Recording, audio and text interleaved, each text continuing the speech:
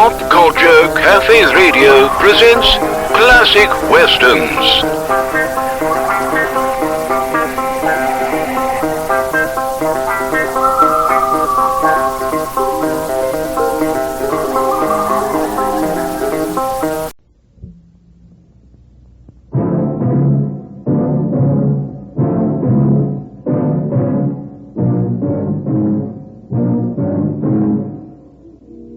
You have me confused, O'Bannon, but don't bother to explain now.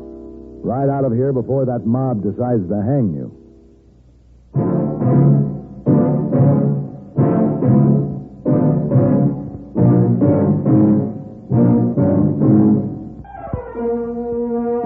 Have Gun, Will Travel. Starring Mr. John Daner as Paladin. San Francisco, 1875. The Carlton Hotel, headquarters of a man called Paladin.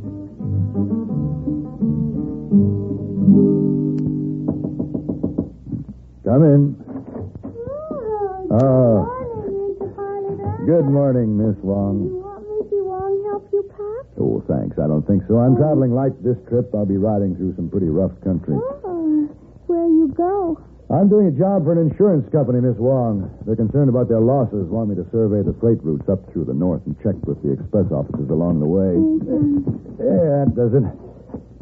Hey, boy told me that you and he were going out in the town last night. Oh, yes. Hey, boy, take Missy Wong to see very fine stage play. What did you see? Oh, my. There was a little girl named Topsy.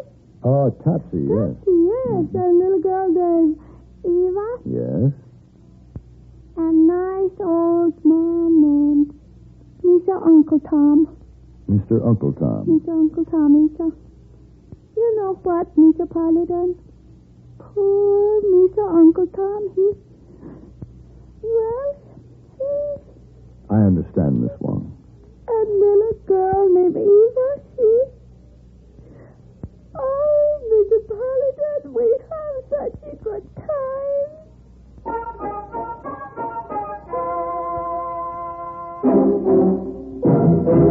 On the road between the town of Lexington, Massachusetts, and the Concord River Bridge are a number of stones and monuments that are a part of our American heritage.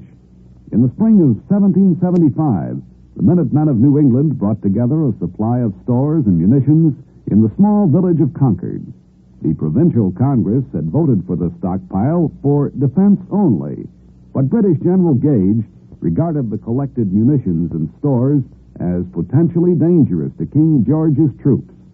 On April 19, 1775, Gage dispatched a force under Major Pitcairn to capture the stockpile. The route of the British troops took them through the town of Lexington, which had been alerted by Paul Revere and others. At Lexington, the British were met by a small American force, and a skirmish ensued on Village Green. The American Revolution had begun.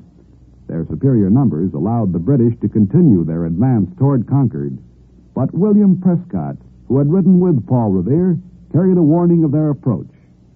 Pitcairn's British regulars moved into Concord and occupied north and south bridges, while a small group of Minutemen waited across the river for reinforcements.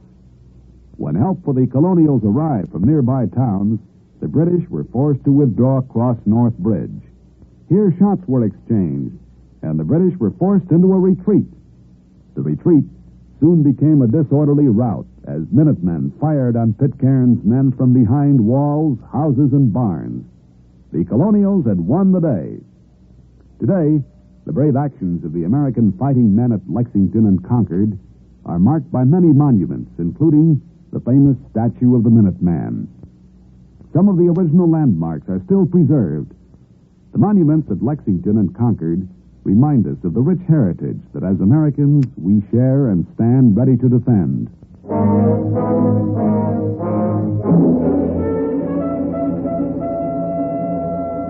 The towns along my route were scattered, and the distances were great.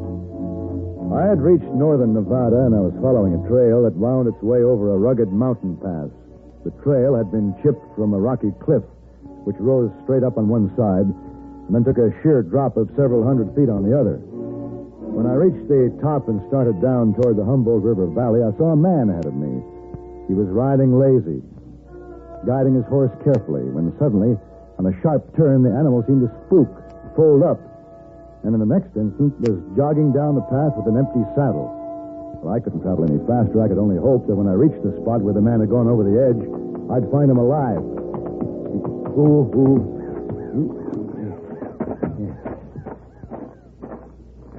Hey, down there. Can you hear me? Yes, man, and it's a fine sound to be sure. Are you all right? Oh, I'm fine. Until this bit of a tree stump I'm hanging to gives way. You got any kind of foothold down there? Some. I've got a rope up here. Hold on, I'll get it to you. Oh, that's fine, sir. Oh, now. Easy, boy. Now stand. All right. Here she goes. You got it? I got it. I tied it around your waist. Yes, sir. Let me know when you're ready. I'll start hauling. Yes, I'm trying. Good. Ah, there. Huh. Ready now. All right. Here we go. Now hold it, man. What? What's the trouble? Why, would you give us a bit of slack on that rope, will you now? It's the present for Katie. What's that? Katie's present that fell out of my pocket. I can reach it if you give me a bit of slack.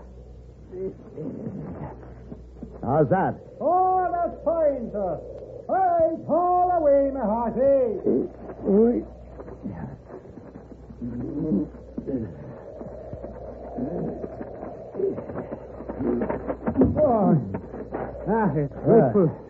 Grateful I am to you, sir. O'Bannon's me name, sir. Red, they call me, and I needn't be telling you why. And, when I catch me breath, I have a few words to say about that no good, cutted, not-headed horse that twice in a month has set me down without even so much as a by your leave. Never mind the horse. We better check you for broken bones. Oh, no, sir, no. Bannon's a tough one, though I am. Hurting a bit in a few places, but praise be, Katie's present is safe. Katie's present? Would you be after knowing what day this is, sir? Well, yes, it's Thursday. That's right, in March the 17th, and that, of course, is St. Patrick's Day, but more than that, it's the birthday of me darling Katie. Your wife? Yes, sir. Like a man, I'm afraid I was after forgetting the occasion, until Katie, like a woman, dropped a hint here and there, so I had to saddle up and ride into town to buy the gewgaw. Well, we better get started down the trail. You go ride my horse and I'll walk. Oh, now, a fine thing that'd be. To thank a man for saving me life by taking the horse out from under him. No, sir, O'Bannon will walk. A good walk will take the kinks out of me.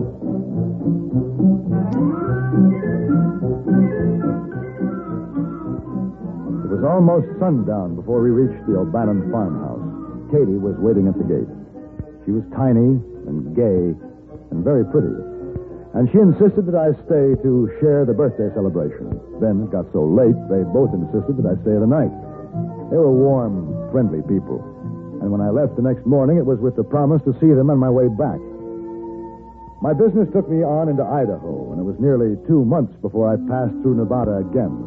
The last stop on my route was the town of Toana, only 20 miles from the O'Bannon place. I checked into a hotel, then started for the Horseshoe Saloon. You ain't gonna get a drink in there, mister. Oh, why not? We're holding a trial in there today. Trial? Gonna start as soon as the judge gets here. Once it starts, won't last long. Open and shut case. Yeah, I just kept watching. I knew I'd see the fella again someday. Who's that? Fella on trial. Robbed my stage, killed my shotgun rider. I got a good look at him. I knew I'd spot him again, and I did. Over in Lander County. Sheriff brought him in. You gonna visit the trial? No, I have business at the freight office. Just thought I'd have a drink first. We'll fix him. Dirty killer. Fellow named of O'Bannon. O'Bannon? Know him? Well, I'm acquainted with an O'Bannon up this way, but I'm sure it isn't the same one. Well, we're gonna fix him. Quick and good.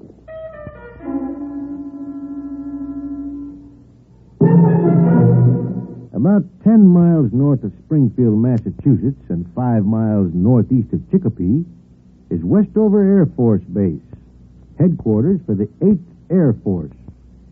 The field was named after Oscar Westover, who was Chief of the Air Corps from 1935 until his death in 1938.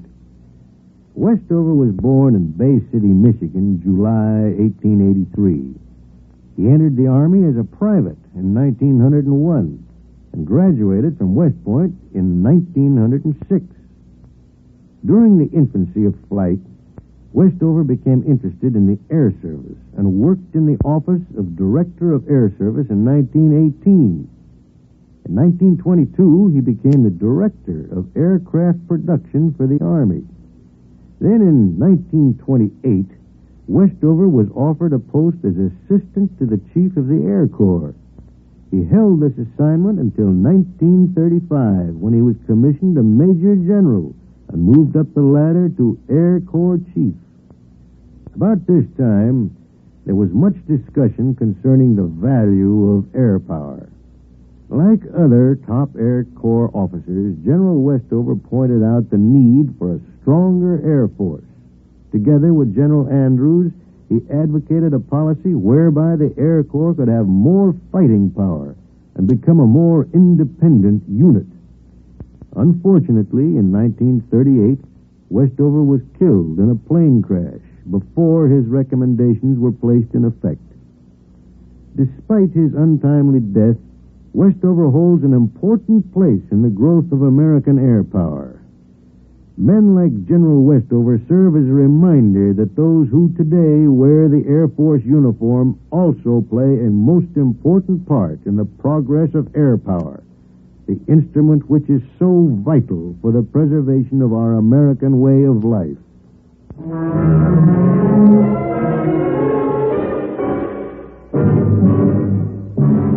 I had started down the street to the Tijuana freight office when I saw the sheriff bringing the prisoner from the jail. It was hard to believe. But the O'Bannon on trial was my red-haired friend of the mountain trail. He didn't glance in my direction. But I decided to postpone my business and visit the trial after all.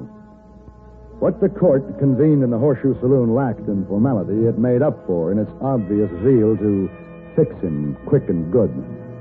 Circuit Judge Charlie Cagle called the court to order, and Wes Barker took the stand. Do you swear to tell the truth, the whole truth, nothing but the truth, so help you God? I do. Sit down. Well, there he sits, Judge. Right there. Now, please, Mr. Barker, not so fast. I want you to tell us just what happened. Well, the coach wasn't running just on schedule that day. We didn't have no passengers, but we had some important freight to carry. Valuable freight? Gold. The shipment wasn't ready on our regular time to leave, so we waited for it. And when was this? Oh, 2 months ago. You remember what day exactly? Sure. It was March 17th.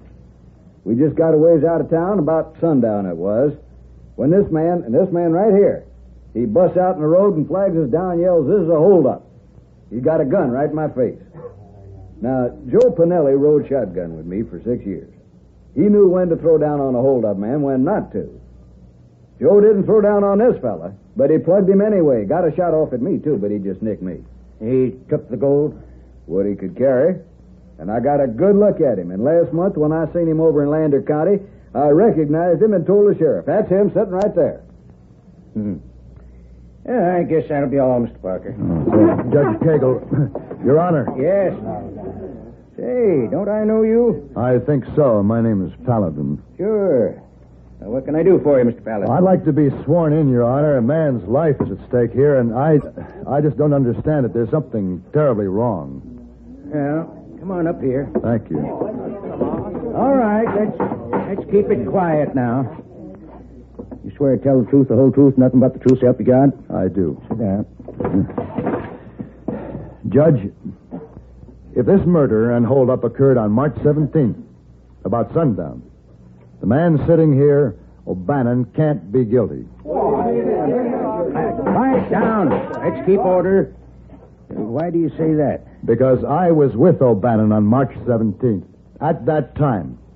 And he was over 40 miles from here. Let's have order, please. Well, now, you better tell us the whole story. Start from the beginning, Mr. Paladin.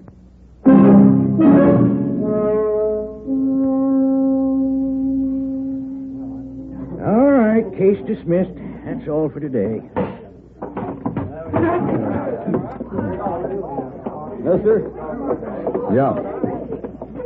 I can't figure what your game is, but you sure didn't make yourself any friends here. Look, I'm sorry, Barker. I told the truth. Yeah. You might have put a reasonable doubt in the judge's mind, but I know better. You said yourself it was almost sundown when the holdup occurred, and it must have all happened pretty fast. You could be mistaken, you know. No mistake. I saw O'Bannon kill my shotgun rider. Joe had a lot of friends. If the law ain't going to take care of the man that murdered him, maybe his friends will have to. That's mighty careless talk, Barker. Look at that. Sheriff's turning him loose. That dirty killer walking out of town a free man when he ought to be hanging on the end of a rope right now. And we can thank you for butting in with your big lying mouth. I didn't lie. I know better. Now, like I say, I don't know what your game is, but it ain't over yet. Here comes your friend. You ain't seen the last of this. You can tell it. Hey, O'Bannon. Oh, hello, friend. O'Bannon, you better get out of here. Well, thanks. And what do I owe you? What do you mean? Well, one good turn deserves another. What can I do for you? What do you want? Well, I don't want anything. I had to tell the truth. Truth? Mister, you never saw me before in your life, and you know it. Listen, if it's some sort of a joke, I don't appreciate it, and I'm afraid this is no time for questions and answers. These people watching us, they're in an ugly mood. They don't waste any love on me, do they? They're dangerous. I've seen it happen too many times. You better get out of town as fast as you can. Oh, but I intend to. I have my plans all made. And thanks again, friend, for your pretty lies. You have me real confused, O'Bannon. But I'll expect some answers for this, and they better be good. I'll ride out to your place tomorrow. My place? All right, just get going, O'Bannon. Oh, sure. Oh, Paladin. What? You'll find me at North Fork.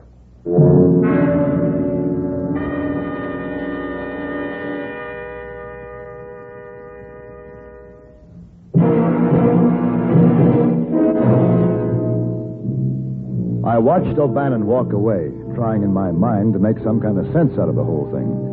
His last remark was easily heard by the people left in the courtroom, and with the mood that crowd was in, he might just as well have been sending out invitations to his own lynching. There was no question about it. If he really intended to show up in North Fork, he'd have a lot of angry men waiting for him. As soon as I had finished my business the next day, I headed out of town in the direction of the O'Bannon farmhouse. I wanted to see Katie. As I rode up to the house, I noticed a winded, lathered horse, ground-tied in the front yard. Ooh.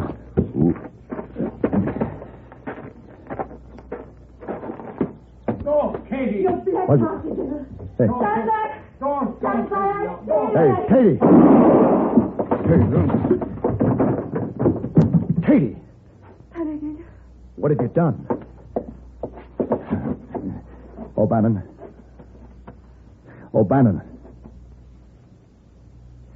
He's dead. God have mercy on me. Give me the gun. It had to be done. I don't understand this, Katie. Your own husband. No, not my husband, not Red. It is Liam O'Bannon lies there. Liam. Born of the same mother within the same hour. And on the outside, as alike as two peas in a pod, my man and Liam. But inside, one is black and one is white. Oh, wait a minute, Katie. You mean this man is your husband's twin brother? Yes. But my O'Bannon is the daylight. And this one, the dark, possessed of the evil ones he was. I knew it then, when the two came courting and it was Red I chose to marry. What was Liam doing here? It was after forcing me to leave this place with him. With wicked words of how he'd sent my O'Bannon riding off to his death. Off to it. Katie, where's Red? Gone to answer the call of Liam, as he always has, should Liam so much as crook his little finger. One of Liam's rogues that traveled with him came early this morning with a message. What was the message? That Red should ride to North Fork.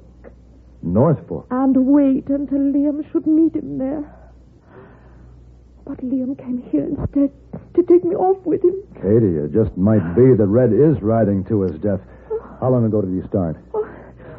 Some time now. I'll have to go after him. Katie, will you get me a blanket? Oh, yes. I'm afraid Liam must ride with me.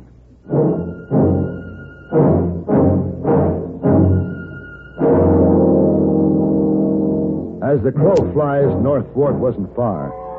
But the trail over the mountain was narrow and winding, and travel was slow. With the head start Red had, it was a chancy thing whether I could reach there in time to save him from the trap he was riding into. It was late in the day when I saw the little town just ahead. All right, mister, that's far enough. Barker, Drop your gun. I've got something to tell you. We had to listen to you once before. We're done listening now. Drop the gun. Mister, we ain't going to take any interference this time. I told you it's up to us now to take care of the man who killed our friend Joe Pinelli. We're waiting for him. You mean he hasn't shown up yet? No, but we'll get him. Well, you won't have to wait any longer. The man you want is riding my second horse, wrapped in that blanket. What are you talking about? See for yourself.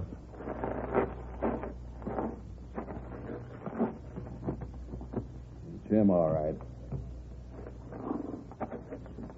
What happened? Doesn't matter. The death of your friend Joe Pinelli has been avenged, Barker. An eye for an eye. That's what you wanted, isn't it? So now I trust you'll give Liam O'Bannon a suitable burial. Then I started back down the mountain trail. Whatever had delayed Red O'Bannon's trip to North Fork had saved his life. But I became more and more concerned as to what had happened to him. I reached the end of the rocky ledge, and there, off to the right, in a grassy meadow, was a horse that looked somehow familiar. He was nibbling grass and wearing an empty saddle. I turned around and went back up the trail. Hey, Red! Red O'Bannon! Hey! Hey, Red! Like the voice of an angel. Oh, Red? Yes. Red, you all right? For the time being. Yeah, Paladin. Yeah. That's no good. Cussed, not-headed horse. He did it again. Yeah, well, you can be mighty grateful to that no-good, cussed, knot-headed horse. What's that? Never mind. I'll get the rope.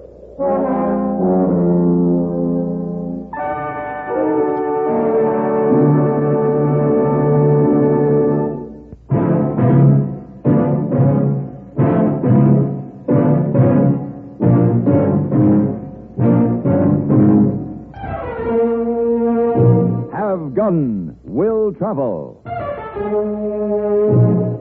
Created by Herb Meadow and Sam Rolfe, is produced and directed in Hollywood by Frank Paris and stars John Daner as Paladin, with Virginia Gregg as Miss Wong. Tonight's story was specially written for Have Gun Will Travel by Ann Dowd. Specially featured in the cast was Ben Wright, with Harry Bartell, Jack Moyles, and Gene Bates. This is Hugh Douglas inviting you to join us again next week when CBS Radio presents Have Gun Will Travel.